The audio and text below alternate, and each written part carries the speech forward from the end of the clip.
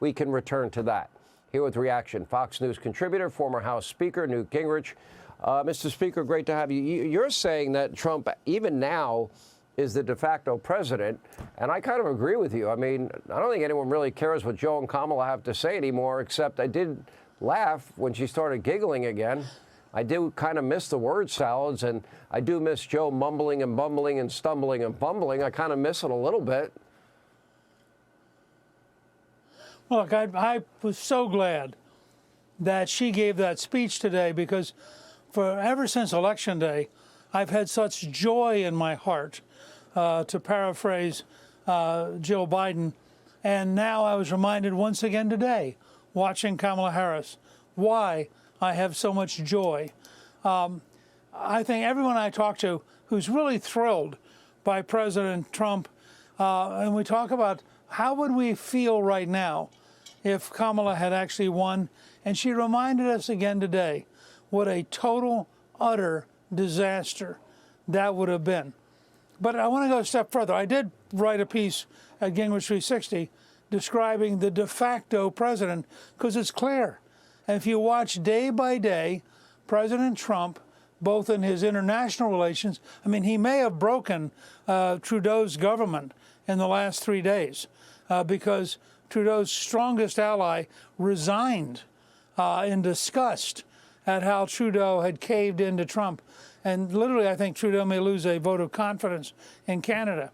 He clearly, when he went to Notre Dame, was treated in Paris as, in effect, the president. He got a presidential welcome.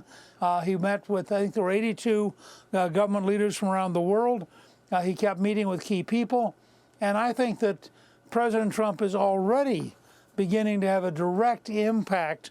In fact, even Disney has begun to drop various woke things from their planned presentations, I think, in response to this. So this is one of the most amazing transitions and as a historian, I don't remember anything that was quite this decisive in the opening weeks after an election and before an inauguration. What do you make of what I'm describing as the sabotage that is going on as Joe leaves office, and the border wall and selling it off for pennies on the dollar? It's beyond petty. It doesn't hurt Donald Trump. He's going to buy a new wall, but it really does hurt the American people. They don't need to pay for another wall. Or they're trying to hire loyalists and put them in the Department of Justice, I guess, to sabotage Donald Trump. Then, of course, all the judges they're trying to push through.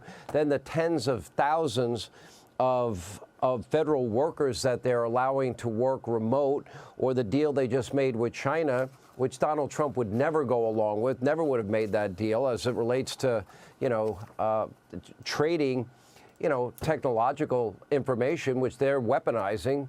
So, I mean, it's petty on the one hand, but it also makes Donald Trump's job harder on the other side.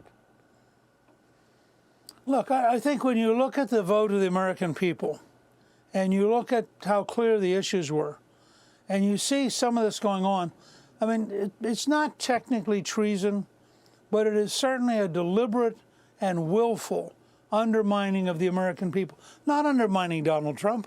It's undermining the American people. The American people want the wall built. They voted for it. The American people want tougher relationships with China. They voted for it.